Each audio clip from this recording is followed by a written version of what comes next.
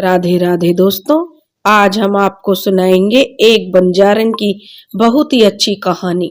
अगर आप हमारे चैनल पर नए हैं तो प्लीज हमारे चैनल को लाइक करें, सब्सक्राइब करें और शेयर करें। आज कबीले में पूरा जश्न का माहौल था। चारों तरफ बड़ी ही रौनक लग रही थी और हो भी क्यों ना, आखिर आज कबीले के सरदार शंकर की बेटी चंदा बंजारन के जन्मदिन की 19वीं सालगिरह जो थी। कबीले वालों के यहाँ एक परंपरा थी कि जब भी कबीले में किसी परिवार की बेटी की उम्र 19 साल हो जाती है तो बड़ी धूमधाम से उसका जन्मदिन मनाया जाता है। और फिर चाहे वो बेटी वाला कोई अमीर हो या गरीब, किंतु सब आपस में मिलजुल कर कबीले की उस बेटी के जन्मदिन का जश्न मनाते हैं। और आने वाले मेहमानों से जिस भी युवक को वह लड़की वरमाला पहनाती है, उसके साथ उस बंजारन का पूरे विधि विधान से उसी रात्रि विवाह संपन्न कराकर अगले दिन बेटी को पूरी धूमधाम से विदा किया जाता है। जब वो पहली बार गर्भवती होती है तो अपने बच्चे को मायके में जन्म देती है और कबीले की जो भी बेटी 19 साल की हो जाती थी उसको जन्मदिन के शुभ अवसर पर कोई एक मनचाहा उपहार भी मिलता था। और चंदा बंजारन इन सभी रस्मों और रिवाजों को अच्छी तरह जानती थी। आने वाले मेहमानों को इस स्वयंवर की सभी रस्म और रिवाजों की जानकारी के साथ विशेष निमंत्रण भेजा जाता था, जिससे कि विवाह में कोई व्यवधान न पड़े। कबीले के सरदार शंकर बंजारे की बेटी चंदा का जैसा नाम था, उससे भी कहीं अधिक खूबसूरत थी शंकर की बेटी। तीखे नैन नक्श, बड़ी बड़ी आंखें और उनकी जो लंबी लंबी घनी पलक, बहुत लंबे लंबे बाल, बहुत ही सुंदर थी। और लंबे घने भूरे बालों की लंबी सी मोटी नागिन की तरह उसकी पतली कमर पर बल खाती हुई चोटी, ऊपर से बंजारों वाला पहनावा, और उस पहनावे के साथ साथ चंदा बंजारन की खूबसूरती की शोभा बढ़ाते हुए उसके जेवरात और हाथों के रंग बिरंगे चूड़े। कबीले के सभी जवान लड़के उसे देखकर मन ही मन आहें भरते थे, किंतु शंकर बंजारे के भय के कारण कोई एक शब्द भी मुंह से नहीं निकाल पाता था। जैसे जैसे दिन ढलता जा रहा था, जश्न की तैयारियां भी जोर से शोर से चलती जा रही थी। अब रात्रि अपने पूरे यौवन पर थी। आज चंदा बंजारन के कबीले की शोभा देखते ही बन रही थी। चारों तरफ रंग बिरंगी लाइटें लगी थी। झिलमिलाते बल्ब रंगीन चमकदार बंधन बार भी चमककर वहां की लाइटों के बीच अपनी मौजूदगी का एहसास करा रहे थे। कबीले के पीछे बड़े से मैदान में भट्टी चढ़ी हुई थी, जहां एक भट्टी पर तो खाने के तरह तरह के पकवान बनाए जा रहे थे। हलवाई भी बड़े मन से अपने कार्यों में जुटे हुए थे और पकवानों की सुगंध से भूख बढ़ती जा रही थी। वहां उपस्थित सभी मेहमानों को भूख जोर से लगी हुई थी। वहीं दूसरी तरफ भट्टी पर मदिरा तैयार की जा रही थी, जिसका जायजा लेने बीच बीच में सरदार शंकर बंजारा चक्कर लगा ही देता था। अब बस रात्रि के 8 बजने ही वाले थे। सब मेहमानों को 8 बजे का समय जो दिया गया था। आज कबीले की जितनी भी बहू बेटियां थीं, सब सज धज कर ऐसे तैयार हुई थीं मानो कोई अप्सरा हो। इधर मेहमान भी आने शुरू हो गए थे और खाने पीने की व्यवस्था भी बहुत अच्छे से हो गई थी। कबीले के पंडाल में बिल्कुल सामने खूबसूरत स्टेज लगा था, जिस पर लाइटों की विशेष सजावट की गई थी और स्टेज पर सिंहासन भी रखा हुआ था, जिसकी सजावट किसी बड़े राजा के सिंहासन से कम नहीं थी। लाउड स्पीकर पर अब तेज आवाज में गाने बजने लगे थे। कुछ महिला और पुरुष जो नाचने लगे और तरह तरह से कुछ लोग दारू पीकर जो अपने नए नए ड्रामा कर रहे थे। बाकी के मेहमान भी आ चुके थे और अपना अपना स्थान ग्रहण करते जा रहे थे। तभी एकाएक सबकी नजरें एक ही दिशा में मानो ठहर सी गई हो। सामने से आती चंदा को देखकर लगभग सभी मेहमान आ चुके थे और सामने स्टेज पर कबीले के सरदार की लाडली बेटी चंदा बैठी मन ही मन मुस्कुरा रही थी। चंदा किसी राजकुमारी से भी ज्यादा खूबसूरत लग रही थी। जिसकी भी नजर चंदा पर पड़ती वो बस पागल ही हो जाता। देखते ही देखते चंदा को मन ही मन ईश्वर से प्रार्थना करता कि हे ईश्वर, चंदा को मेरी दुल्हन बना दे, रानी बनाकर रखूंगा, रानी। फिर अगले ही पल मन में सवाल उठता, ना जाने कौन खुशनसीब होगा जिसे चंदा बंजारन अपने सपनों का नहीं बल्कि अपने जीवन का राजकुमार चुनेगी। कुछ लोग जो नाच गाने में मस्त थे, तो कुछ खाने पीने में, क्योंकि एक से बढ़कर एक लजीज व्यंजन जो बने थे, और कुछ बेचारे इश्क के मारे ख्याली पुलाव पका रहे थे। तभी अलग अलग गाने बजने लगे। तभी मदिरा की मस्ती में मस्त कबीले के एक ही युवक ने गाना बदल दिया, और फिर जो मस्ती में डूबे सब एक दूसरे की जो देखकर सुध बुध खोकर नृत्य करने लगे, क्योंकि मदिरा का नशा उन पर चढ़कर बोल रहा था, आजा आज तुझको रानी बनाऊंगा, तुझको ले जाऊंगा। तो तरह तरह के गाने मतलब चल रहे थे, और चंदा बंजारन मन ही मन मुस्कुरा रही थी। उस युवक को चंदा की अजीब सी नजरों से घूरते हुए देखकर जो कबीले के सरदार और चंदा के पिता ने उस युवक के इरादे भांपते देर नहीं लगी। वो चिंतित हो उठे, क्योंकि वो अपनी लाडली बेटी की शादी में कोई विघ्न बाधा नहीं डालना चाहते थे। तभी उसकी नजर अपनी बेटी चंदा पर पड़ी, जो मंद मंद मुस्कुरा रही थी। चंदा को देखकर सरदार की चिंता और बढ़ गई। उसे अचानक से शक हुआ, कहीं उसकी बेटी कबीले के इस आवारा युवक को तो पसंद नहीं करती। अगले ही पल उसके मन का बोझ हल्का भी होने लगा, जब उसने चंदा को मोबाइल पर किसी से बात करते और मुस्कुराते हुए देखा। तभी शंकर बंजारे का अंतर्मन बोल उठा, क्या हुआ सरदार, बेटी पर ही शक कर बैठे हो? तुम्हारी चंदा ऐसा कोई काम नहीं करेगी जिससे तुम्हारी इज्जत और मान मर्यादा पर दाग लगे, समझे? तभी चंदा की कुछ सखियां के जिद करने पर वो स्टेज से नीचे उतरकर नाचने लगी। हाँ जी हाँ, मैं बंजारन हूँ, जान हूँ मैं अपने बाबा की, कबीले की अपनी बेटी हूँ मैं। हाँ जी हाँ, मैं शान हूँ बंजारों की। कबीले में जश्न का माहौल अब भरपूर सवाब पर था। सभी अपनी अपनी मस्ती में मस्त झूमकर नाच रहे थे, गा रहे थे। कोई अभी खाना खाने लगा तो कोई मदिरा के प्याले पिए जा रहे थे।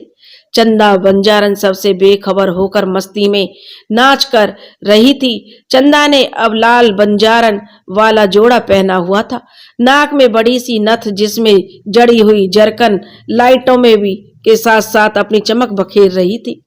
गालों को चूमते हुए बड़े बड़े कानों में पहने हुए झाले चंदा की खूबसूरती को और चार चांद लगा रहे थे। गले में नौलखा हार उसके गले की सुंदरता को बढ़ा रहा था, और हाथों में खनकते लाख के कड़ों के साथ साथ भरी भरी कलाइयों में कांच की चूड़ियां, जिनकी खनखन डीजे की आवाज को चीरकर मेहमानों के कानों तक पहुंचने में सफल हो रही थी। आधी रात बीत चुकी थी। तभी कबीले के सरदार शंकर बंजारे ने अनाउंसमेंट किया, कृपया सभी हमारे सम्मानित मेहमानों का मैं स्वागत करता हूं और धन्यवाद करता हूं, और हाथ जोड़कर आप सभी से विनती है कि अब नाच गाना बंद किया जाए और आप सभी अपने अपने स्थान पर बैठ जाएं।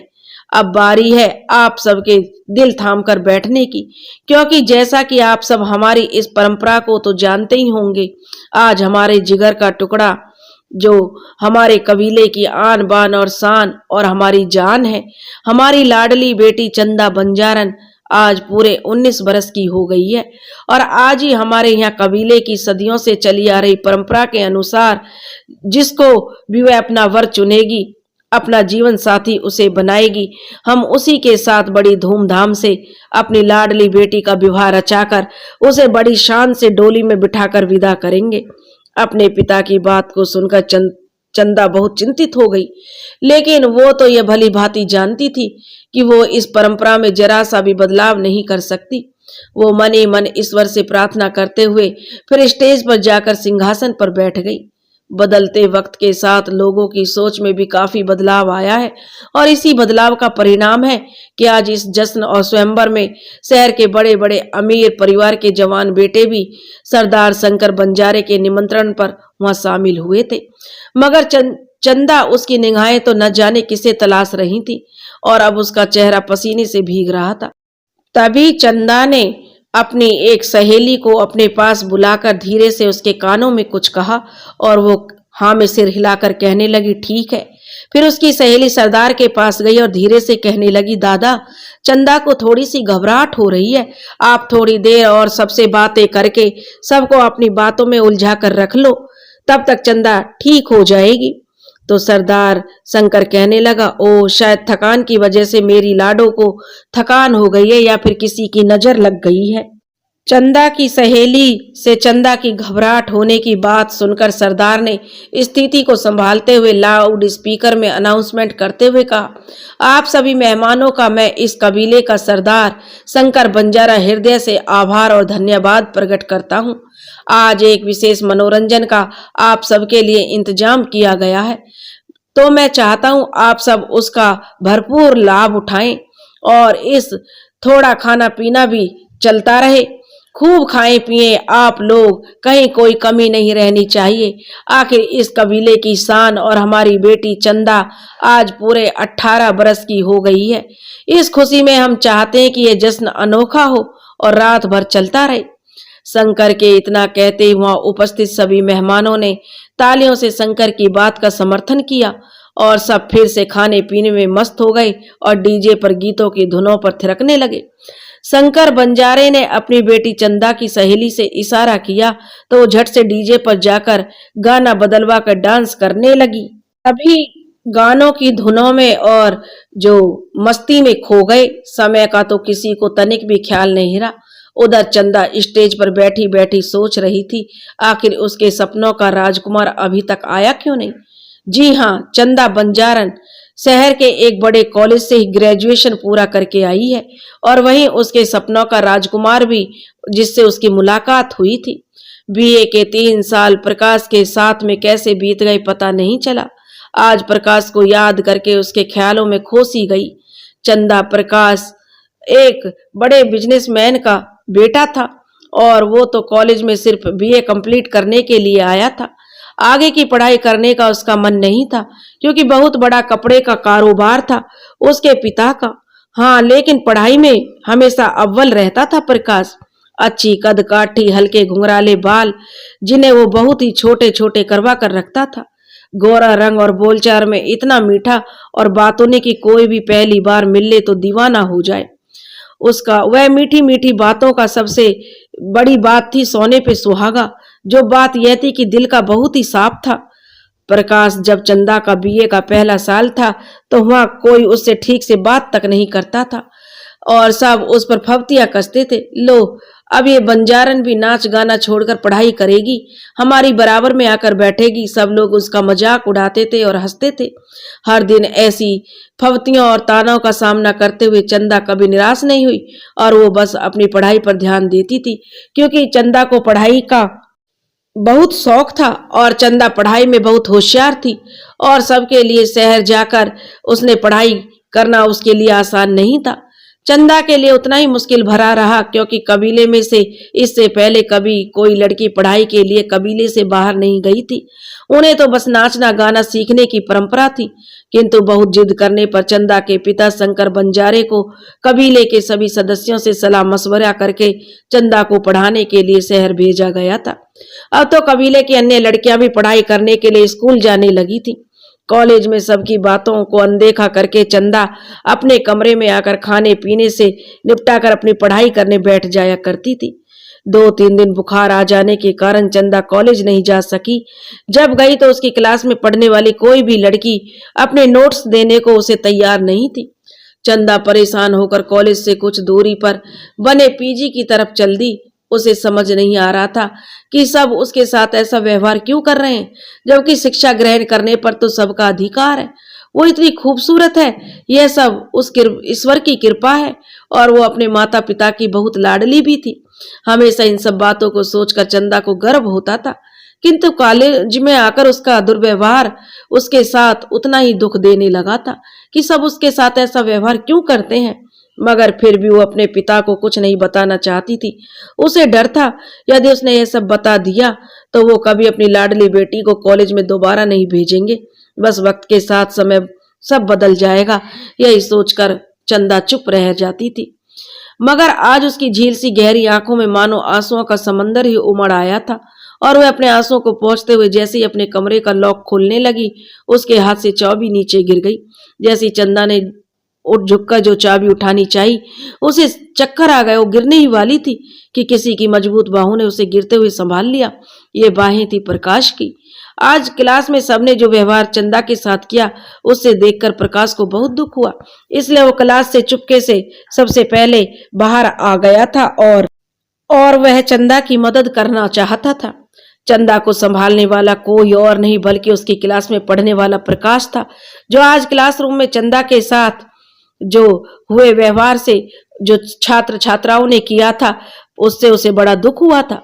प्रकाश ने एक हाथ से चंदा को संभालते हुए दूसरे हाथ से चाबी उठाकर चंदा के कमरे का लॉक खोलकर चंदा को उसके कमरे में पड़े दीवान बेड पर लिटा दिया और अपने बैग से पानी की बोतल निकालकर चंदा के मुंह पर पानी के छींटे दिए, जिससे चंदा को होश सा आने लगा, किंतु फिर भी उसकी आंखें बंद ही रही।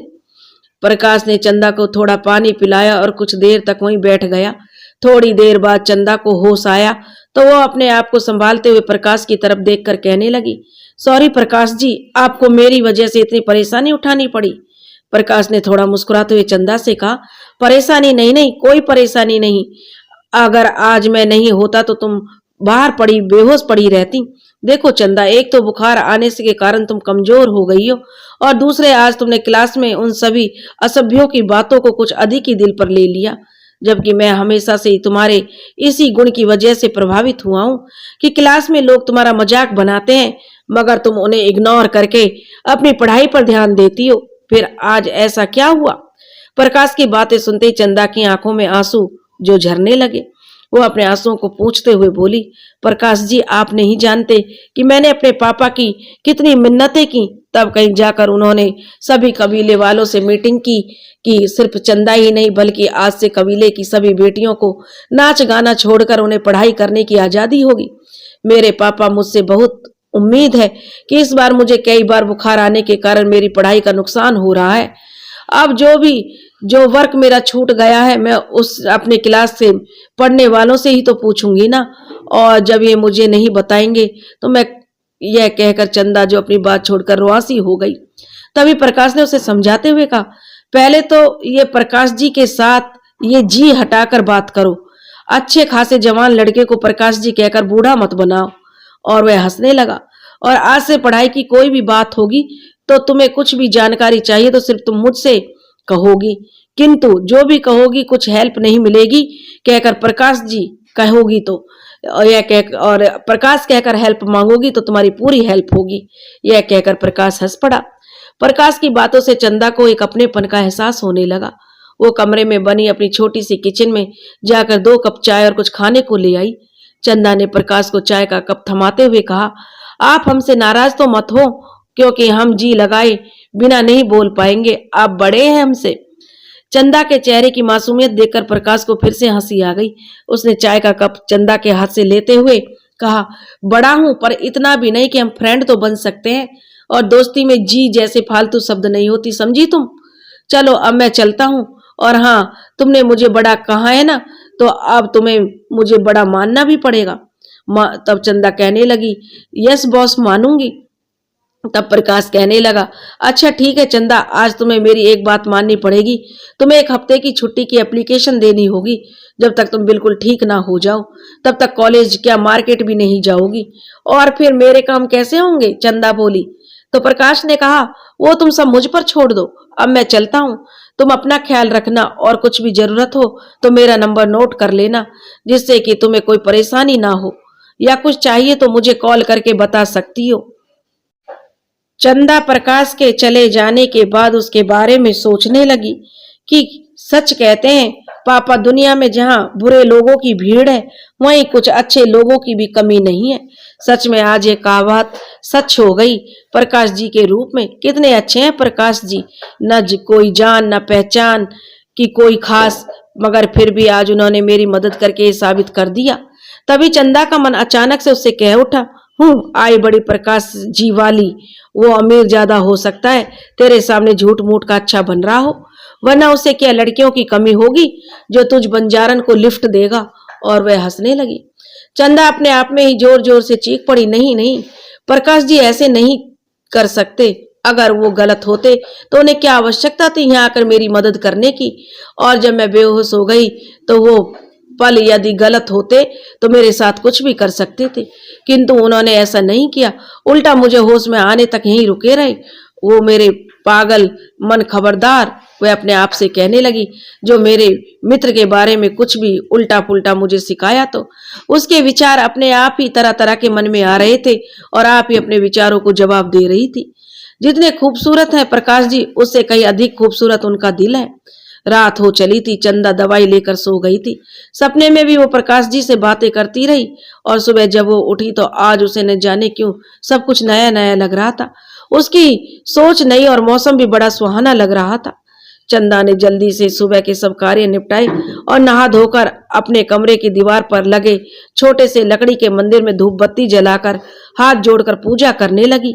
तभी उसे लगा कि मानो किसी ने उसे आवाज दी हो, किंतु वो अनसुना करके फिर से आंखें बंद करके मंदिर के सामने खड़ी रही और मन ही मन सोचने लगी, हे भगवान जी, मुझे पूजा करते हुए भी प्रकाश जी की आवाज क्यों सुनाई पड़ रही है? कहीं कोई भूत तो नहीं आ गया? बचाओ हे बजरंगबली, मुझे बचाओ। चंदा को बहुत तेज भूख लगी हुई थी। वो रसोई में अब कुछ चाय नाश्ता बनाने के लिए जाने को मुड़ी ही थी कि उसने देखा सच में कोई दरवाजा खटखटा रहा है। वो खुद ही से बड़बड़ाते हुए बोली, कौन होगा इतने सवेरे सवेरे? मकान मालिक तो नहीं होगा, क्योंकि कल ही तो वो गया है रेंट लेकर। फिर कौन होगा? चल चंदा देख कौन है जो सवेरे सवेरे आ टपका है। बड़बड़ाते हुए उसने झट से खिड़की से झांक कर देखा तो बाहर दरवाजे पर प्रकाश खड़ा था। उसने झट से दरवाजा खोलते हुए कहा, अरे प्रकाश जी, आप इतनी सवेरे सवेरे? प्रकाश ने थोड़ा नाराजगी भरे स्वर में कहा, सबसे पहले तो जी को हटाइए। मैं कब से खड़ा हूं, तुम्हारे दरवाजे की घंटी ही नहीं बजी। वो बिजली सी गई हुई है ना, चंदा ने कहा। अब दरवाजा भी खोलेंगी या खिड़की से ही बातें करती रहोगी? चंदा कहने लगी, ओ मैं तो बिल्कुल पागल हूं। कहकर चंदा ने सिर में हाथ मारते हुए कहा, अभी दरवाजा खोलती हूँ। और कहकर चंदा ने दरवाजा खोला। चंदा ने प्रकाश को बैठने को बोलकर रसोई में जाने ही वाली थी, तभी प्रकाश ने चंदा को बांह से पकड़कर कहा, वहां पीछे दीवान पलंग पर बैठाते हुए कहा, यहाँ बैठो चुपचाप, जब तक मैं ना कहूं हिलना भी नहीं, समझी तुम? प्रकाश को इतना अधिकार जमाते देखकर बेड पर बैठते हुए सोचने लगी, अरे मुझे इतनी जोरों की भूख लगी है और ये बंदा है कि ना किचन में जाने दे रहा है और ना कुछ काम ही करने दे रहा है। अजीब इंसान है। अरे इतना ही था तो कुछ लेकर तो आता खाने के लिए। क्या करूं, पेट में भूख के मारे चूहे कूद रहे हैं। अब गुस्से में प्रकाश जी को कुछ कह भी तो नहीं सकती, क्योंकि एक वही तो है जो मुझ बंजारन की इतनी इज्जत और मान सम्मान करते हैं। वह न जब से यहाँ आई हूं कोई मुझसे सीधे मुंह बात तक करना पसंद नहीं करता। मेरे पापा कितना प्यार करते हैं मुझे, बस यही सब, इसी प्यार के बल पर पूरी दुनिया से मैं लड़ सकती हूँ। चंदा किंतु भूख से नहीं। तभी फिर से दरवाजे की घंटी बजी। इससे पहले कि चंदा कुछ सोच पाती, प्रकाश ने झट से दरवाजा खोल दिया और ना जाने कौन था, उसे बाहर से ही वो वापस भेज दिया। चंदा ने देखा प्रकाश के हाथ में 2 पैकेट थे। इससे पहले कि चंदा कुछ पूछती, प्रकाश खुद ही बोल उठा, बस इतनी परमिशन देता हूं कि जाकर किचन से 1 प्लेट और 1 कटोरी चम्मच लेकर आओ, अच्छे बच्चों की तरह, और बस कोई सवाल जवाब नहीं। चंदा को कुछ भी बोलते नहीं बन रहा था। अब वो चुपचाप उठकर किचन से बर्तन ले आई और प्रकाश ने पोहा, इडली और नारियल की चटनी सब बर्तनों में डालकर फिर दूसरे पैकेट से थर्मस निकालकर 2 कप चाय उड़ेलते हुए चंदा की तरफ देखे बिना खाली पैकेट एक साथ जो खाली कर दिए और कहने लगा, चलो अब जल्दी से खाना शुरू करो यार, भूख लगी है। चंदा ने प्रकाश की तरफ देखते हुए थोड़ा झिझकते हुए कहा, इस सब की क्या आवश्यकता थी? आप बिना वजह ही इतना परेशान हो रहे हैं और इतनी जल्दी से मार्केट भी तो नहीं खुलती फिर ये सब। चंदा की बात बीच में काटते हुए प्रकाश ने हंसते हुए कहा, उसके सिर पर हाथ मारते हुए कहा, अरे पगली लड़की, मैं मार्केट से क्यों लाऊंगा? मेरे घर में जो आंटी है मैंने उससे रात में ही बोल दिया था, सुबह 6 बजे से पहले मुझे सब नाश्ता तैयार चाहिए, और बस आंटी ने तो सुबह 5:30 बजे ही तैयार करके मुझे थमा दिया था। चंदा कहने लगी, हे राम जी, प्रकाश जी आप ये सब लेकर आए हैं और वो भी मेरे लिए? घर वालों ने पूछा नहीं क्या क्यों लेकर जा रहे हो और किसके लिए? चंदा ने आश्चर्य से प्रकाश की तरफ देखते हुए कहा। तो प्रकाश ने कहा, अरे मैंने माँ को सब बता दिया कि मेरी एक दोस्त है और यहाँ अकेले रहकर पढ़ाई कर रही है और अभी काफी दिन से बुखार आने के कारण बिस्तर से उठ नहीं पा रही है। बस माँ ने खुद ही बोल दिया कि तुझे ध्यान रखना चाहिए, अकेली लड़की बेचारी परेशान हो रही है। सच्ची में मैं बहुत अच्छी हैं आपकी माँ प्रकाश जी, चंदा कहने लगी। कितनी खुशकिस्मत है आप जो इतनी प्यारी माँ है आपके पास, कहकर चंदा थोड़ी उदास हो गई। तभी प्रकाश ने माहौल को थोड़ा बदलते हुए कहा, अब सब अकेले ही खाओगी क्या, इस गरीब पर भी तरस खाओ, कहकर हंसते हुए प्रकाश ने थोड़ा बहुत खाया और फिर शाम को मिलने का वादा करके कॉलेज के लिए निकल गया। सच में सही कहते हैं पापा, अच्छे लोग भी इस दुनिया में रहते हैं लेकिन वो मिलते हैं किस्मत वालों को ही। हाँ, तो आज मुझे भी एहसास हो रहा है कि ये बंजारन भी किस्मत वाली है। मन ही मन सोचकर चंदा प्रकाश को उसके जीवन में भेजने के लिए ईश्वर से धन्यवाद करने लगी। सब जूठे बर्तन रखकर चंदा जो किचन में उन्हें साफ करने जा रही थी, किंतु उसका मोबाइल बज उठा। मोबाइल बजते ही चंदा ने बर्तन सिंक में रखकर झट से कॉल रिसीव की। कॉल प्रकाश का था और मोबाइल की स्क्रीन पर प्रकाश का नाम देखते ही चंदा का दिल जोर से धड़कने लगा। वह सोचने लगी, अरे ये तो पीछे ही पड़ गया, देखती क्या है बात है, देखती हूँ क्या बात करना चाहता है। सोचकर चंदा ने कॉल रिसीव की तो उधर से प्रकाश ने उससे कहा कि अभी मैं आ रहा हूँ, सुबह के बर्तन सब उसी बैग में रख देना क्योंकि मुझे जल्दी ही घर पहुंचना है। और हाँ, बर्तन ऐसे ही रख देना, कभी साफ करने लग जाओ। ओके, रखता हूँ। अपनी बात पूरी करके प्रकाश ने उधर से कॉल कट कर दी और चंदा को तो बोलने तक का अवसर नहीं दिया। चंदा अपने आप बड़बड़ाने लगी, अजीब इंसान है, खुद ही की बात कही और कॉल काट दी, सामने वाले को तो बोलने का मौका तक नहीं देते। कहते हैं बर्तन साफ करके मत रखना, भला झूठे ही रखूंगी तो घर में कोई क्या कहेगा। इतनी भी तमीज नहीं है क्या उस लड़की को, खाए के बर्तन तक साफ नहीं किए। फिर बर्तन साफ करते हुए चंदा गुनगुनाने लगी कि आए हो मेरी जिंदगी में तुम बाहर बन के। और वो इतनी जोर से गुनगुना रही थी कि दरवाजे के बाहर से भी आराम से उसकी आवाज सुनाई दे रही थी। तभी दरवाजे पर लगी घंटी बजते ही चंदा चुप हो गई और उसने झट से दरवाजा खोला तो उसे क्या पता था कि प्रकाश ही आने वाला है। फिर मकान मालिक के किराया लेने के अलावा और कोई आता भी तो नहीं था यहाँ। तो कौन खुश नसीब है, प्रकाश जी ने कहा, जो तुम्हारी जिंदगी में आ गया है। भाई हम भी तो जाने आखिर कौन है वो। यह सुनकर चंदा शर्मा सी गई और प्रकाश को बैठने के लिए बोलकर रसोई में चली गई और साथ में 2 कप चाय बनाकर ले आई। चाय की ट्रे पास ही रखी थी। छोटी सी टेबल पर रखते हुए प्रकाश को चाय का कप देते हुए कहने लगी, चाय लीजिए बॉस, और बर्तन हमने साफ करके रख दिए हैं आपके बैग में। तो चंदा से जो प्रकाश कहने लगे, अरे बाप रे कितनी जिद्दी लड़की है ये। मैंने कॉल किस लिए किया था, क्योंकि मुझे मालूम था तुम बर्तन साफ करके रहोगी। अरे चंदा एक बात बताओ, तुम्हें अपने पापा का सपना पूरा करना है कि नहीं। मतलब पापा का और मेरा सपना एक ही है प्रकाश जी, और वह है मुझे पढ़ लिख कर कामयाब होना। और इसलिए प्रकाश कहने लगा, कहता हूं कि सिर्फ और सिर्फ अपनी पढ़ाई पर ध्यान दो और इस गरीब के सपने का कुछ ध्यान रखिए। प्रकाश धीरे से बड़बड़ाया। प्रकाश से चंदा बोली, आपने कुछ कहा। तो प्रकाश बोला, अरे नहीं नहीं, आप मुझे बर्तन दीजिए, मुझे जाने के लिए देर हो रही है। चंदा ने बर्तन बैग में रखे हुए थे, प्रकाश बर्तन लेकर चला गया। अचानक जो वह चंदा प्रकाश की बातों में खो गई और कब उसे नींद आ गई और उसे पता ही नहीं चला। अचानक सुबह उसकी आंख खुली तो दरवाजे की घंटी लगातार बजती हुई सुनाई दी और जैसे चंदा ने दरवाजा खोला, दरवाजा खोलते ही चंदा ने देखा प्रकाश के साथ एक महिला भी खड़ी हुई है और उस महिला के रौबदार व्यक्तित्व को देखकर चंदा आश्चर्य से उसे देखती रह गई। गोरा रंग, बड़ी बड़ी आंखें और माथे पर लाल रंग की बड़ी सी बिंदी, हाथों में सोने के जड़कन वाले जो कंगन, गले में मंगलसूत्र, दोनों हाथों में लंबी उंगलियों में रत्न जड़ित अंगूठियां और कानों में बड़े बड़े झाले पहने हुए। अब तक चेहरे पर सादगी झलक रही थी उनके चेहरे पर भी वही तेज था जो प्रकाश के चेहरे पर था। चंदा को समझते देर नहीं लगी कि ये प्रकाश की माताजी हैं। चंदा ने हड़बड़ाहट में जो दोनों हाथ जोड़कर उन्हें नमस्ते की और कमरे के भीतर ले आई और कहने लगी, अरे आप बैठिए प्रकाश जी, वह आंटी जी, मैं आप दोनों के लिए पानी लेकर आती हूँ। कहकर चंदा पानी लेने रसोई की तरफ चल दी, किंतु तभी प्रकाश की माँ ने उससे पूछा, लाने से मना करते हुए कहा, नहीं बेटा, हम पानी वानी कुछ नहीं लेंगे, हम तो बस ऐसे ही तुमसे मिलने के लिए चले आए। हम भी तो देखें कि वो भाग्यशाली लड़की कौन है जिसके लिए पहली बार हमने अपने बेटे को इतनी चिंता और केयर करते देखा है, वरना यह तो लड़कियों से दूर रहना पसंद करता है। सचमुच तुम हो ही इतनी प्यारी कि प्रकाश तो क्या, मैं स्वयं भी तुम्हें देखती रह गई। ईश्वर ने कितनी फुर्सत से तुम्हें गढ़ा होगा। मुझे तो आज गर्व हो रहा है मेरे बेटे की पर कि उसने परेशानी में तुम्हारा साथ दिया। अब अचानक से प्रकाश को अपनी माताजी के साथ आना और उसकी माताजी का स्नेहपूर्ण व्यवहार देखकर उसे कुछ बोलते नहीं बना। वो बस जी आंटी जी इतना भर कह पाई। चंदा। तभी प्रकाश ने अपनी माँ की तरफ देखते हुए कहा, मम्मी आप जब तक चंदा से बात करिए तब तक मैं अभी 10 मिनट में वापस आया। तो उसकी माँ कहने लगी, ठीक है बेटा जल्दी आना, हमें जल्दी ही घर के लिए निकलना है। प्रकाश का ये रूप चंदा की समझ से बाहर था। वो क्यों अपनी माताजी को यहाँ लेकर आया है और उसने बताया तक नहीं कि वो अपनी माताजी को यहाँ लेकर आ रहा है।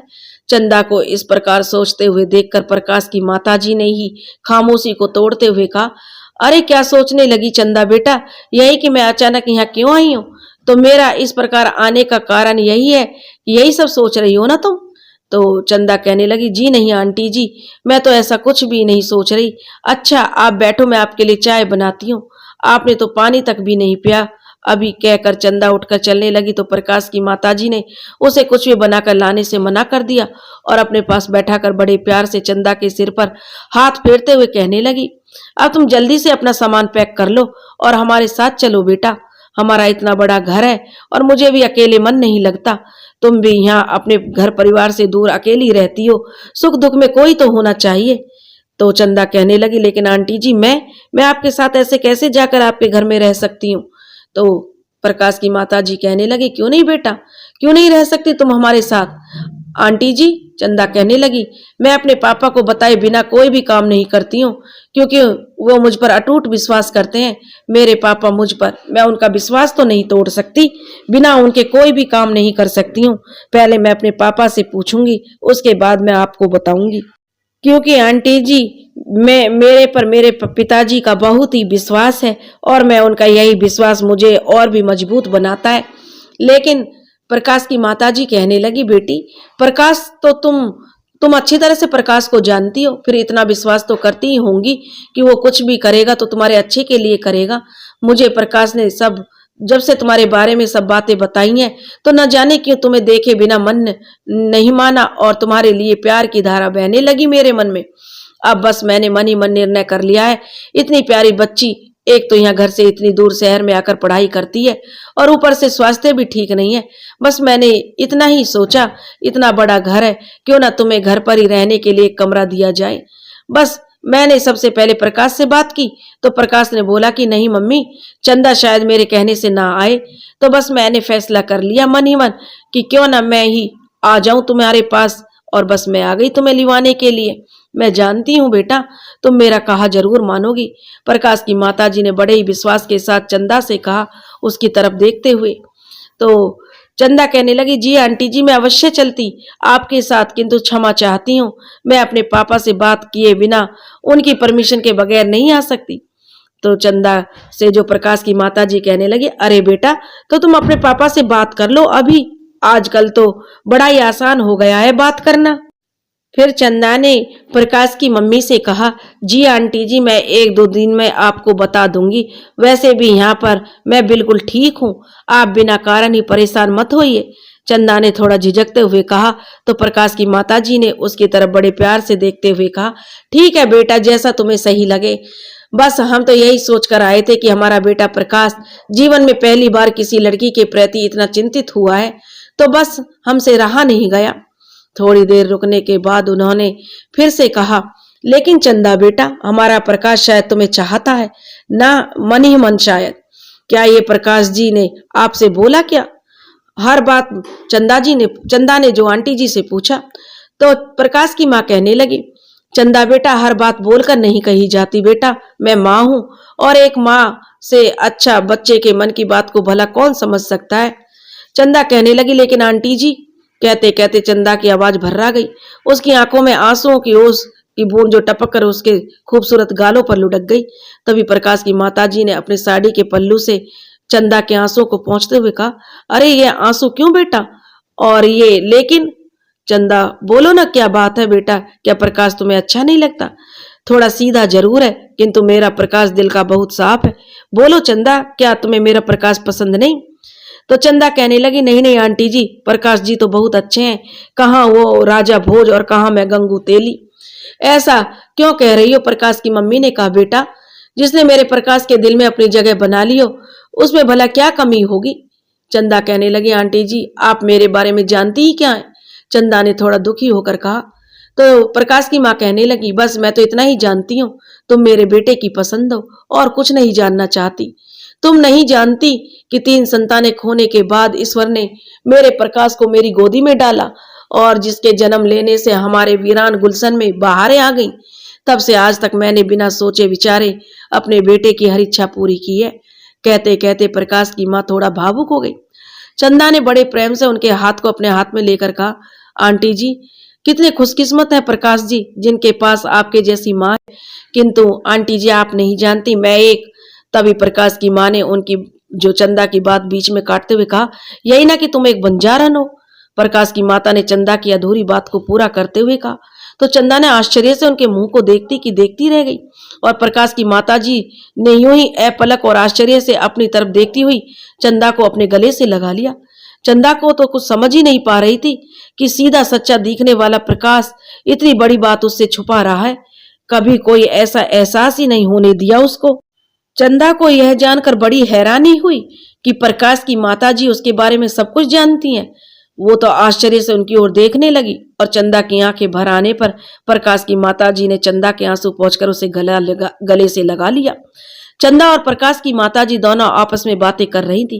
तभी प्रकाश भी अपना काम निपटाकर वहां आ गया और चंदा अपनी माँ की तरफ देखकर जो प्रकाश मन ही मन सोचने लगा, न जाने चंदा क्या सोच रही होगी उसके बारे में और माँ की बातों से कहीं वो नाराज तो नहीं हो गई। क्योंकि जहां तक प्रकाश चंदा को जानता है वो एक बड़ी स्वाभिमानी लड़की है। बस उसे तो पढ़ाई, सिर्फ पढ़ाई का जुनून है।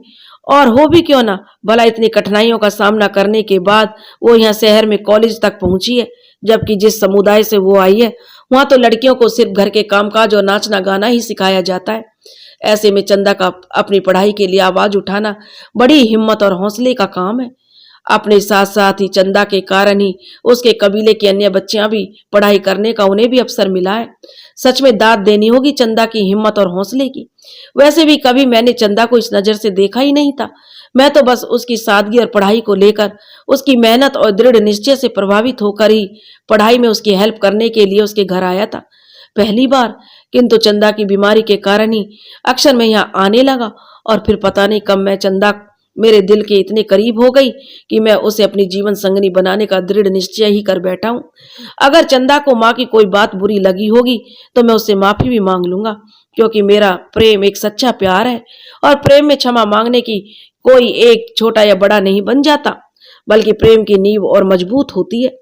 प्रकाश का यूं चुपचाप बैठा देखकर उसकी माताजी ने कहा, अरे आते ही क्या सोचने लगा प्रकाश बेटा, अब घर नहीं चलना क्या?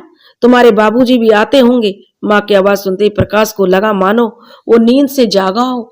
उसने अपनी माँ की तरफ देखते हुए कहा, जी माँ चलो चलते हैं, पहले कुछ खा लेते, मुझे तो बड़ी तेज भूख लगी है। कहकर प्रकाश ने अपने हाथ में लिए बैग में से डोसा और आइसक्रीम निकाल कर रख दी। प्रकाश ने चंदा से प्लेट लाने के लिए और चम्मच लाने के लिए कहा और फिर खाने पीने के बाद प्रकाश और उसकी माताजी चलने लगे तो चंदा ने हाथ जोड़कर उन्हें प्रणाम किया। उन्होंने चंदा को गले से लगाते हुए कहा, अपने पापा से बात करके शीघ्र ही बताना बेटा, क्योंकि जब तुम हमारे दिल में बस गई हो, अब बस जल्दी से घर भी आ जाओ। कहकर प्रकाश की माताजी ने एक छोटा सा गिफ्ट पैक अपने पर्स से निकालकर चंदा को दे दिया, जिसे लेने से चंदा ना नहीं कर पाई। जी धन्यवाद आंटी जी, चंदा ने कहा, आज बहुत अच्छा लगा आपका इतना प्यार पाकर। चंदा हाथ जोड़े बस इतना ही कह पाई, किंतु तभी उसकी नजर प्रकाश पर पड़ी तो चंदा ने देखा कि प्रकाश मन ही मन मुस्कुरा रहा था। उन्होंने इशारों में चंदा से अपने कान पकड़कर क्षमा मांग ली। प्रकाश को ऐसे बच्चों की तरह कान पकड़ते देखकर चंदा की हंसी छूट गई। प्रकाश और उसकी माताजी के जाने के बाद चंदा ने वो गिफ्ट पैक खोलकर देखा तो उसमें सोने की चैन के साथ ही एक लॉकेट था जो शायद हीरे का था। लॉकेट को देखकर चंदा आश्चर्य में खुद ही से बड़बड़ाने लगी, अरे बाप रे, इतना महंगा गिफ्ट भला कोई किसी को देता है क्या? हम जितने बड़े और अमीर हैं, प्रकाश जी की माताजी दिल की उससे भी अमीर हैं, क्योंकि कोई मुझ जैसी बंजारे की कबीले की लड़की को भला ऐसे मिलने आता है क्या? कॉलेज में देखो सारे लड़के और लड़कियां कितना बुरा व्यवहार करते हैं, जैसे कि पढ़ाई पर उन्हीं का अधिकार है।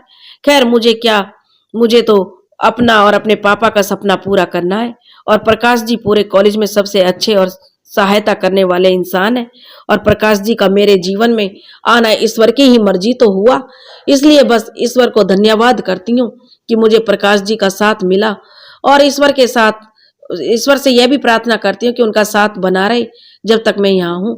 बड़बड़ाते हुए चंदा उस लॉकेट को संभालकर अपने कमरे में बनी एक अलमारी में रख देती है और सोचती है जब प्रकाश जी मिलेंगे तो ये लॉकेट उन्हें वापस कर दूंगी। भला इतना महंगा लॉकेट का क्या करना है मुझे।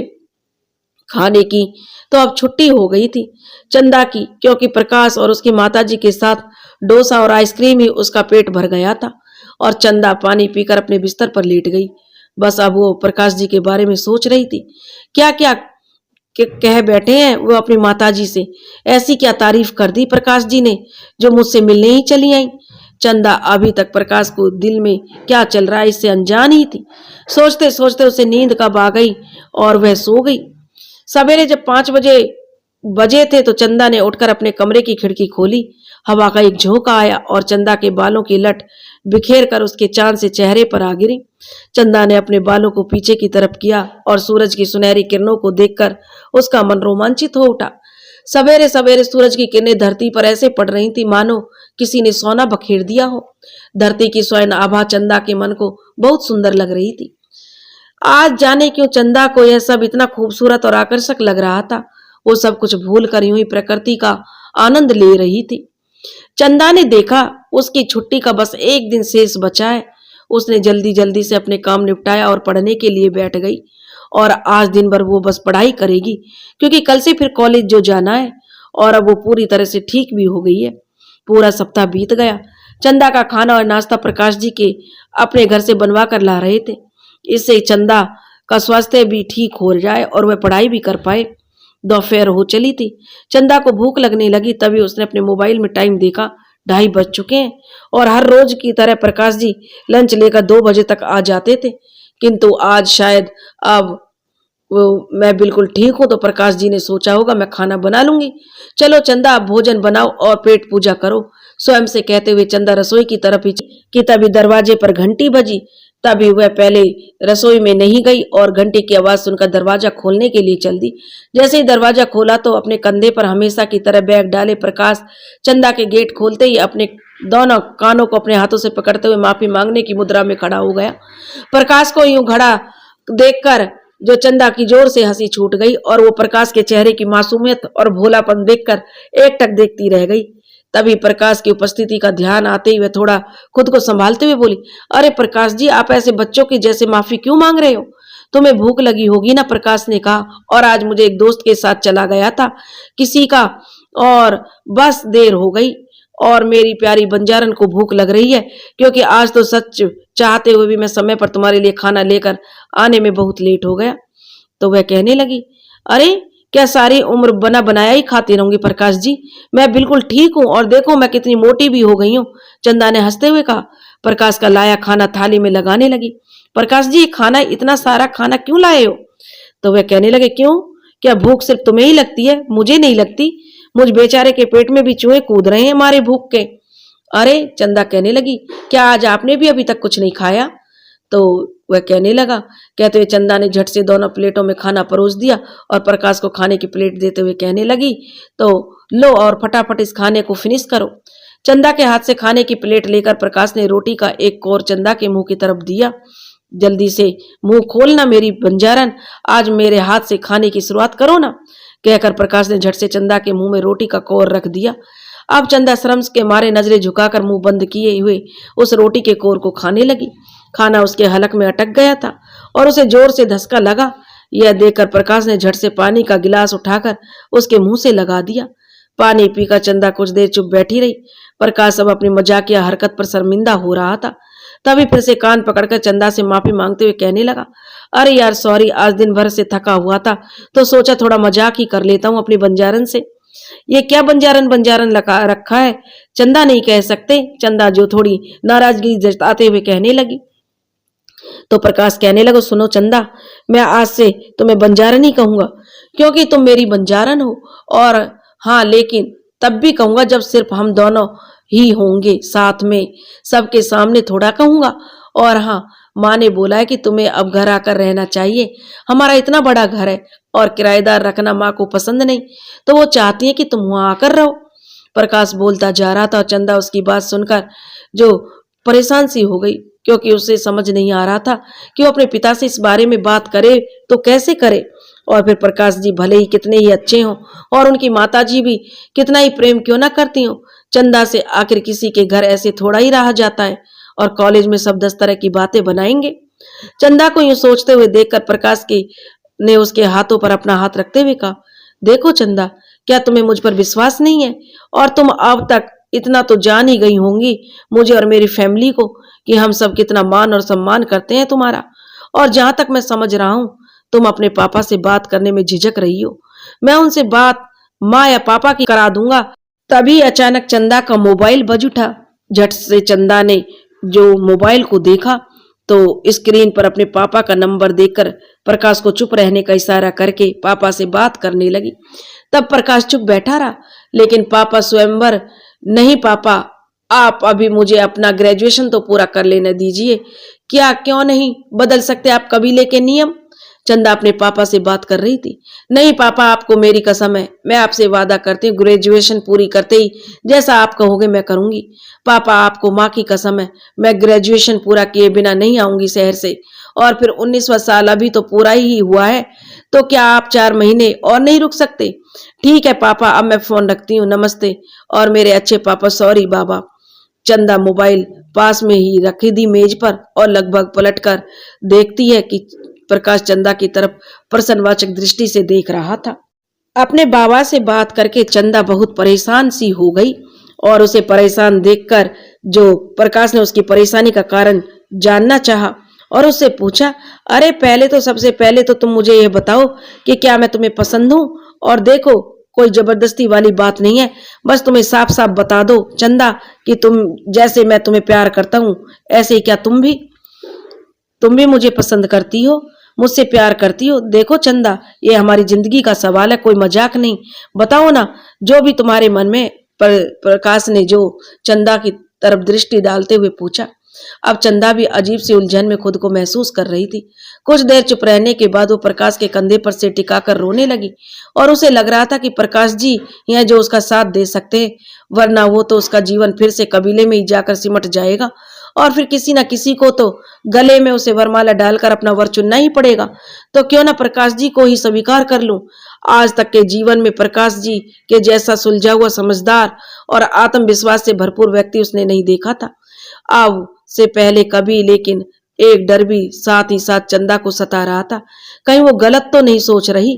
काश प्रकाश जी इतने धनी और उच्च कुल से हैं, मगर अगले ही पल उसकी अंतरात्मा ने उसे समझाया, आज अपने प्यार का इजहार कर ले चंदा, वरना प्रकाश जी के जैसा जीवन साथी नहीं मिल पाएगा। इस पूरी दुनिया में ढूंढ कर देख लेना। सोचते हुए चंदा की आंखों में आंसू बहने लगे। चंदा को इस प्रकार सोचते हुए देखकर प्रकाश ने उसके आंसुओं को पहुंचकर उससे प्यार से निहारते हुए समझाया, चंदा, यदि तुम्हें मेरा प्रेम स्वीकार नहीं है तो बस एक बार मुस्कुराकर हाँ कह दो, और स्वीकार है तो कह दो। प्लीज चंदा, मेरा विश्वास करो, मैं और मेरा परिवार तुम्हें इतनी खुशियां देगा कि तुम सोच भी नहीं सकती, और मैं तुम्हें पलकों पर बैठा कर रखूंगा। अपनी इस प्यारी बंजारन को, मासूम मगर जिद्दी बंजारन को, और अपने बंजारन के सभी सपने पूरे करूंगा। बस एक बार हाँ सुनना चाहता हूं तुम्हारे मुंह से, कहकर प्रकाश ने चंदा को हंसाने का प्रयास किया। प्रकाश की बातों पर चंदा को हंसी आ गई, पर उसने मुस्कुराते हुए अपना हाथ प्रकाश के हाथ पर रखते हुए कहा, आप सच सच कह रहे हैं प्रकाश जी। देखो, अगर आपने झूठ बोला तो मैं मर जाऊंगी, क्योंकि मैं भी जी नहीं पाऊंगी आपके बिना। और अब बस किसी प्रकार ये 3 महीने बीत जाएं, फिर मैं घर जाऊंगी तो बाबा को अभी कुछ नहीं बताऊंगी, बस आपको अपनी एक कबीले में होने वाली सहेली का नंबर दूंगी और आपका नंबर उसे दे दूंगी। वही आपको मेरे स्वयंवर की सब जानकारी देगी, क्योंकि बाबा मुझे मोबाइल पर बात नहीं करने देंगे किसी भी बाहरी व्यक्ति से। हाँ, बस इतना ध्यान रखना कि आपने आने में थोड़ी भी देर कर दी तो आपकी इस बंजारन को जिंदा नहीं पाओगे।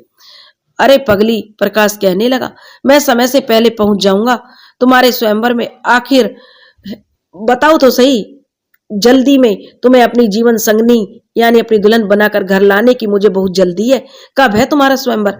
अच्छा, मुझे जाना होगा, माँ प्रतीक्षा कर रही होगी, मिलता हूँ सुबह जल्दी ही। प्रकाश जैसे ही चलने लगा तो चंदा ने अपनी अलमारी खोलते हुए कहा, अरे प्रकाश जी जरा रुको 1 मिनट। तो प्रकाश बोला, अब क्या है बंजारन? तो चंदा ने प्रकाश की माताजी द्वारा दिए गए लॉकेट और चैन की डिब्बी प्रकाश को देते हुए कहा, यह डिब्बी आप आंटी जी को दे देना। डिब्बी हाथ में लेते हुए प्रकाश ने कहा, क्या है इस डिब्बी में और मैं मुझे क्यों दे रही हो? ये सोने की चैन है, चंदा ने कहा, और ये लॉकेट है जो शायद हीरे का है और आंटी जी मुझे दे गई थी, किंतु भला इतने महंगे लॉकेट का मैं क्या करूंगी? प्रकाश कहने लगा, अरे क्या करूंगी से तुम्हारा क्या मतलब है? इसे गले में पहना जाता है देवी जी, ना कि संभाल कर रखा जाए। लाओ मैं तुम्हें पहना देता हूँ। कहकर प्रकाश ने वो लॉकेट चंदा के गले में पहनाना चाहा, किंतु चंदा ने उसे पहनने से इनकार कर दिया और प्रकाश को समझाते हुए बोली, प्रकाश जी मैं यहाँ अकेली रहती हूँ और ये इतना महंगा लॉकेट अभी नहीं पहन सकती, सो प्लीज आप गलत ना समझें, अभी कुछ ही तो महीनों की बात है, फिर खुशी खुशी पहनूंगी।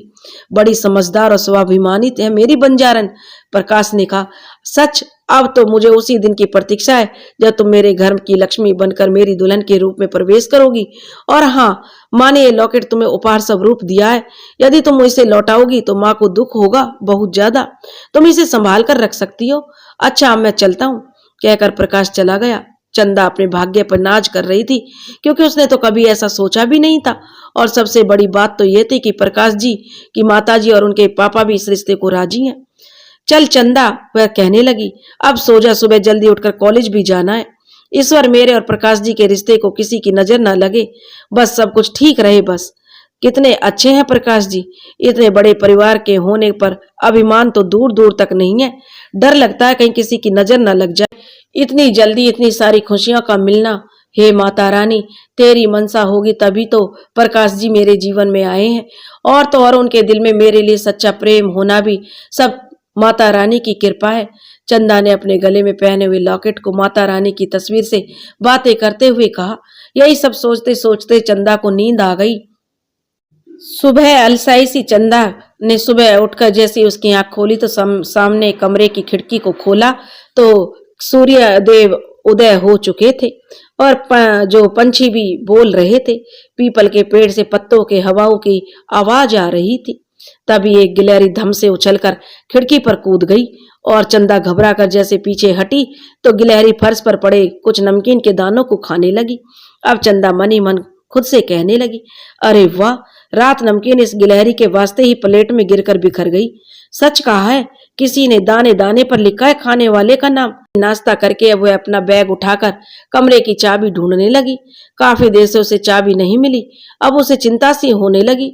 एक तो यूं इतने दिन बाद कॉलेज जा रही है, उस पर जल्दी पहुंचने के लिए तैयार होने की सोचकर उठी थी, किंतु पहले तो गिलहरी आ गई, उसके चक्कर में लग गई, क्योंकि कुछ नमकीन के दाने पड़े हुए थे जो खिड़की से गिलहरी आ गई और उन्हें खा रही थी। अब क्या करूं माता रानी, जल्दी से चाबी मिल जाए, चंदा सोच ही रही थी।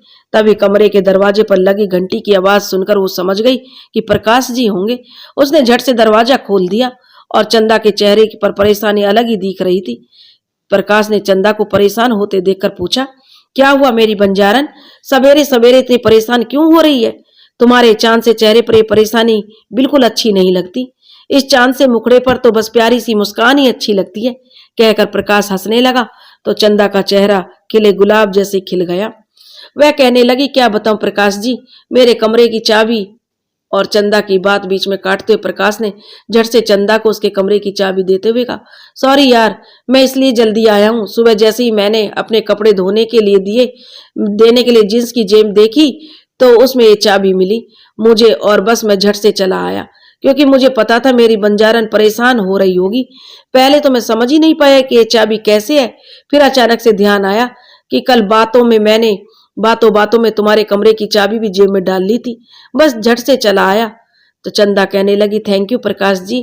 और यह कहकर चंदा ने चाबी हाथ में ले ली और अपने कमरे का लॉक लगाकर कॉलेज जाने के लिए निकली। तो प्रकाश ने कहा कि ओ मेरी बंजारन, चलो ना गाड़ी से चलते हैं, वैसे भी अकेला ही तो मैं जाता हूँ, अब से हम दोनों साथ ही जाया करेंगे और साथ ही आएंगे।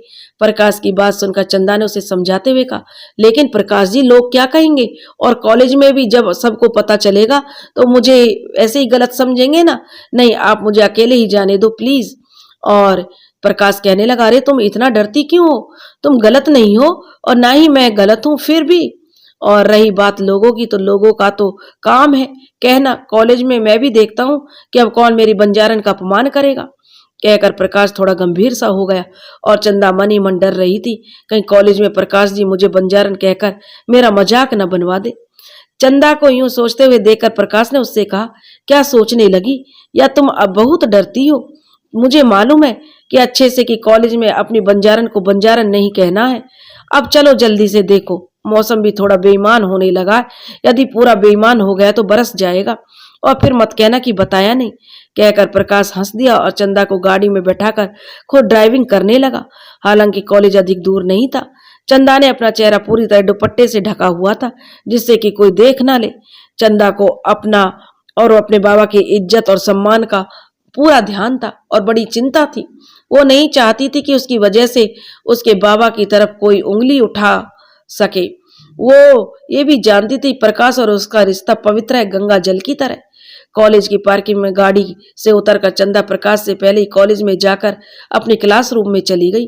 चंदा ने देखा सभी उसे अजीब सी नजरों से देख रहे हैं, फिर भी सबके व्यवहार को अनदेखा करके वह सबको गुड मॉर्निंग कहकर अपनी सीट पर बैठ गई।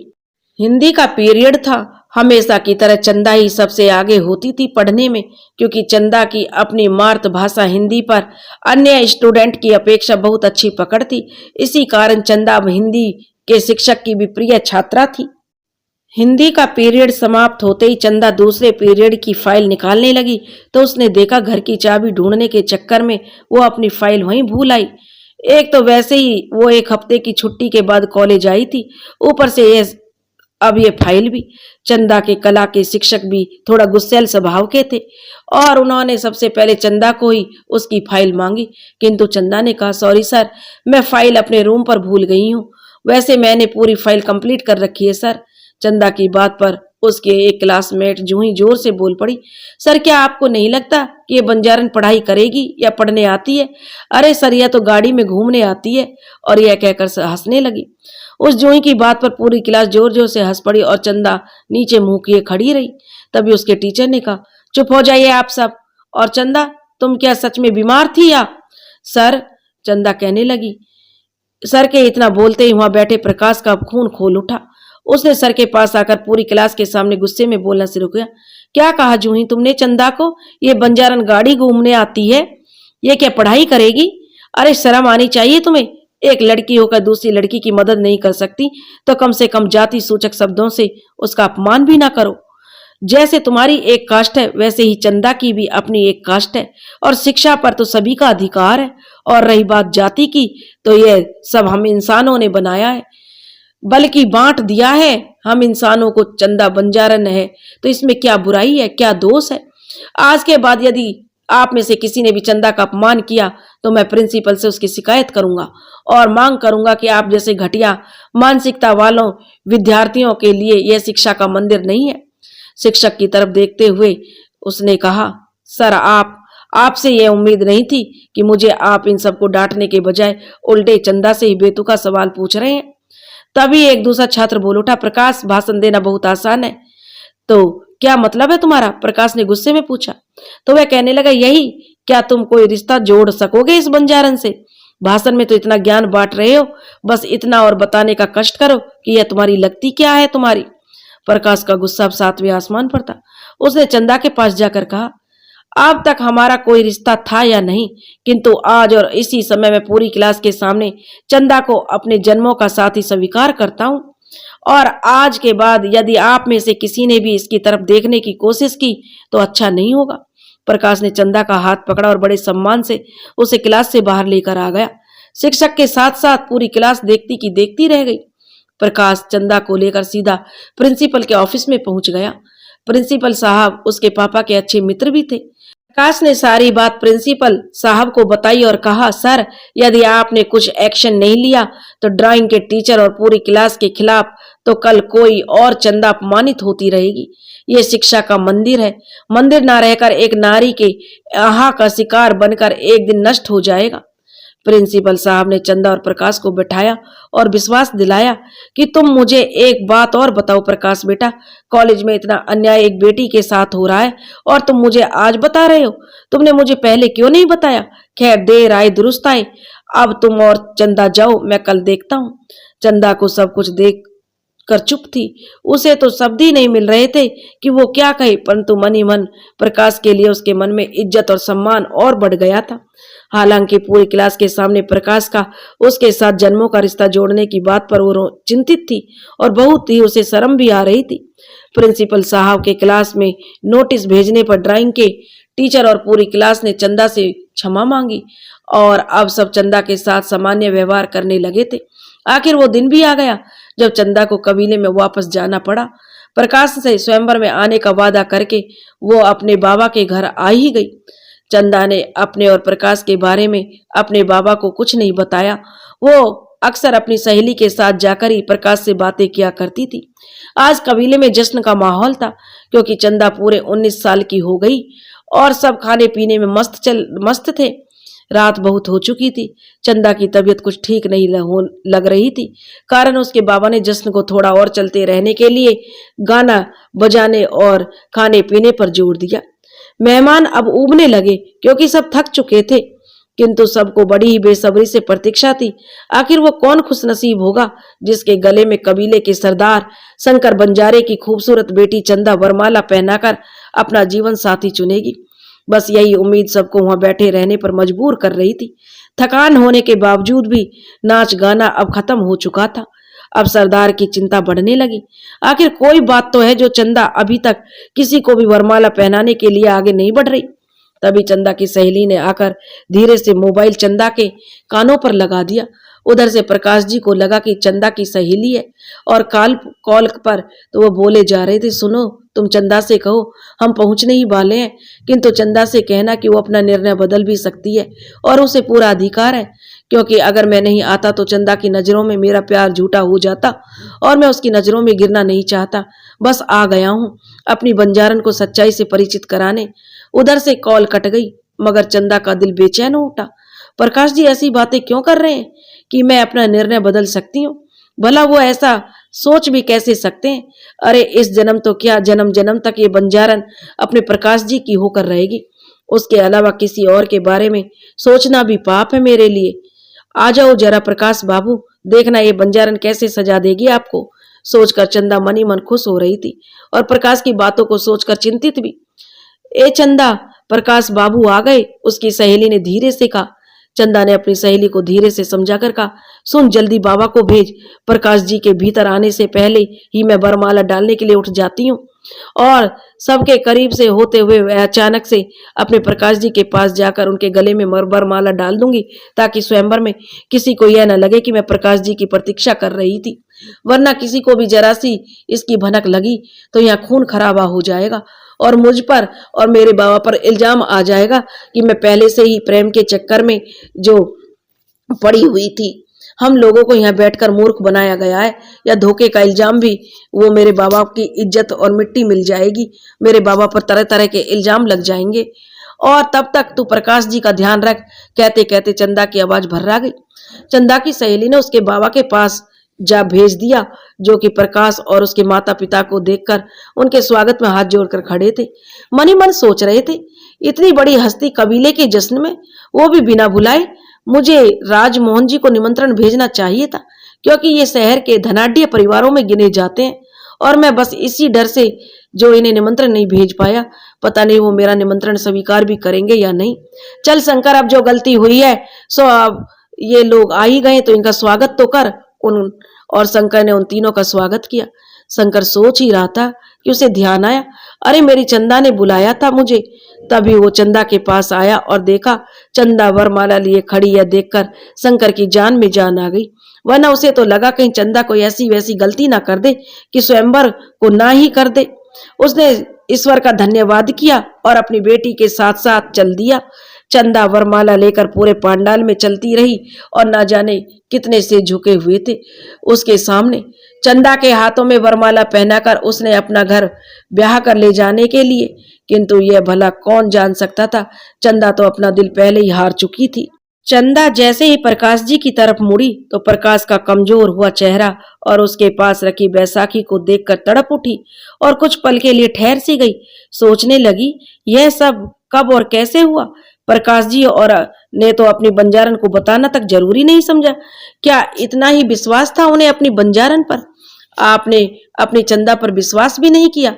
चंदा मन ही मन चीख चीख कर रोई जा रही थी और अपने प्यार को गले से लगा ले, किंतु वो बेबस थी, मजबूर थी। अपने बाबा की और कबीले की इज्जत की खातिर जहर का घूंट पीकर रह गई। चंदा और प्रकाश, उसका भी यही हाल था। वो भी मन मन कह रहा था, चंदा मुझे अपनाना तुम्हारी कोई मजबूरी नहीं है, तुम अपना निर्णय बदलने के लिए स्वतंत्र हो। हाँ चंदा, तुम्हारे जीवन भर का सवाल है, जो तुम्हें सही लगे वही करो, मुझे भी स्वीकार है तुम्हारा निर्णय। हाँ चंदा, भावनाओं में बहकर जल्दबाजी में अपने साथ अन्याय मत करना प्लीज चंदा। अब मैं यहाँ सबके सामने कुछ बोल भी नहीं सकती, किंतु तुम मेरे मन की आवाज जरूर सुन लोगी। मुझे पता है, लग रहा है कि मानो कोई तार हमारे जुड़े हुए हैं। चंदा और प्रकाश के दिल के सच तार ही जुड़े हुए थे, प्रेम के, मोहब्बत के, जन्मों जन्मों के साथ निभाने के। तभी तो चंदा भी सोचने लगी, चंदा आपका साथ नहीं छोड़ने वाली प्रकाश बाबू, और चंदा मर जाएगी किंतु किसी और की परछाई भी नहीं पड़ने देगी अपने तन और मन पर। चंदा आपकी थी, आपकी है और आपकी ही रहेगी, समझे आप। यह कोई किसी गैर ऐरे गैरे की नहीं, बल्कि एक बंजारन का वादा है, एक बंजारन का इश्क है, जो वो हमेशा निभाएगी, मरते दम तक साथ निभाएगी। चंदा को सोचते हुए सभी मेहमान आपस में खुसर फुसर करने लगे। एक ने कहा, पागल लगती है, मुझे तो सरदार की बेटी इतने हट्टे कट्टे सुंदर नौजवान लड़कों को छोड़कर एक अपाहिज के सामने जाकर सोच विचार कर रही है। तभी दूसरे ने कहा, हाँ जी बिल्कुल सही कहा आपने, भला देखना मुझ में क्या कमी है, बस उम्र थोड़ी 40 ही तो पार कर गई है और मर्द तो हमेशा जवान ही रहता है। कहकर वो एक बेहुदा हंसी हंसने लगा और उसकी हंसी से मानो सरदार के कानों में किसी ने पिघला हुआ शीशा उड़ेल दिया हो। और लोगों को इस प्रकार बातें बनाते देखकर शंकर अब बेकाबू सा होने लगा था। उसने फिर से जैसे कैसे अपने गुस्से को काबू में किया और धीरे से अपनी बेटी चंदा से कहा, ये क्या बचपना है चंदा, क्या तुम्हें कोई भी पसंद नहीं आया? आज पूरे कबीले की नाक ही कटवा कर रहेगी। अपने पिता का क्रोध देखकर चंदा ने कांपते स्वर में कहा, नहीं बाबा, माफी चाहती हूँ बाबा, तबीयत कुछ ठीक नहीं ना, आज शाम से बस आप चिंता ना करें बाबा, तुम्हारी चंदा तुम्हारी और कबीले की लाज को आज तक नहीं आने देगी बाबा। हाँ बाबा। चंदा कहकर चंदा ने झट से प्रकाश के गले में जयमाला डाल दी, जिसे देखकर सभी मेहमानों के साथ साथ शंकर भी आश्चर्य से देखता रह गया। उसकी आंखें भर आईं और प्रकाश की मां ने चंदा को गले से लगा लिया। प्रकाश के पिताजी ने प्रकाश को बैसाखी देनी चाहिए और कहा, बेटा देख रहा है क्या, उठ और पहना दे वरमाला अपनी चंदा को।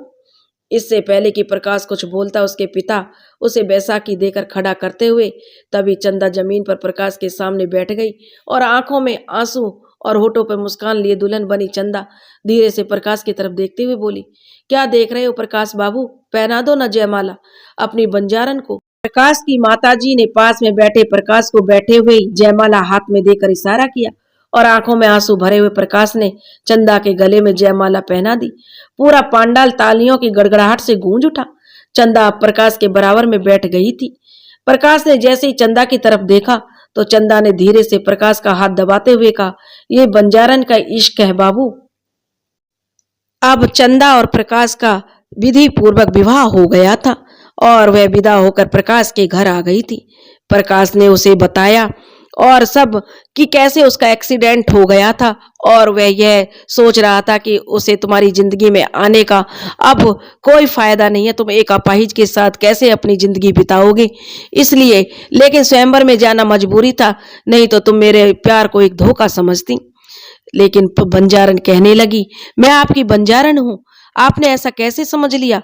बंजारन का वादा कभी झूठा नहीं होता, वह जिसके साथ प्यार करती है उसको अपनी जान देकर भी चुकाती है। प्रकाश बाबू, आपसे मैंने वादा किया था कि मैं आपकी बंजारन हूं, आपकी रहूंगी, तो मैं किसी और से भला विवाह कैसे कर सकती थी। प्रकाश ने बताया कि तुम्हारे जाने के बाद कैसे उसका एक्सीडेंट हो गया था और एक्सीडेंट में उसके दोनों पैर जो खराब हो गए, जिससे वो अपाहिज हो गया। इसलिए वह नहीं चाहता था कि तुम एक अपाहिज के साथ अपनी जिंदगी बर्बाद करो, लेकिन बंजारन का इश्क सच्चा था, इसलिए उसे अपने अपने प्रेमी और अपने पति पर पूरा विश्वास था। उसने कहा, प्रकाश बाबू, अगर यही सब विवाह के बाद होता तो क्या मैं तुम्हें छोड़ देती? क्या यही सब मेरे साथ हो जाता तो क्या तुम मुझे छोड़ देते? इसलिए प्रकाश के माता पिता भी बहुत खुश थे कि चलो हमें इतनी होनहार बहू मिली है। और उधर बंजारों के कबीले में तरह तरह की बातें बन रही थी। पता नहीं, जो सरदार की बेटी बिल्कुल पागल ही है, जो एक अपाहिज को अपना वर चुना है। सब तरह तरह की बातें बना रहे थे कि पता नहीं इतने सुंदर सुंदर हट्टे कट्टे नौजवानों को छोड़कर एक अपाहिज को उसने अपना वर चुन लिया। तरह तरह की बातें बन रही थी, लेकिन चंदा खुश थी और शंकर भी खुश था कि उसकी आन बान शान बनी रही। दोस्तों, अगर आपको हमारी कहानी पसंद आई हो तो प्लीज हमारे चैनल को लाइक करें, सब्सक्राइब करें और शेयर करें। राधे राधे।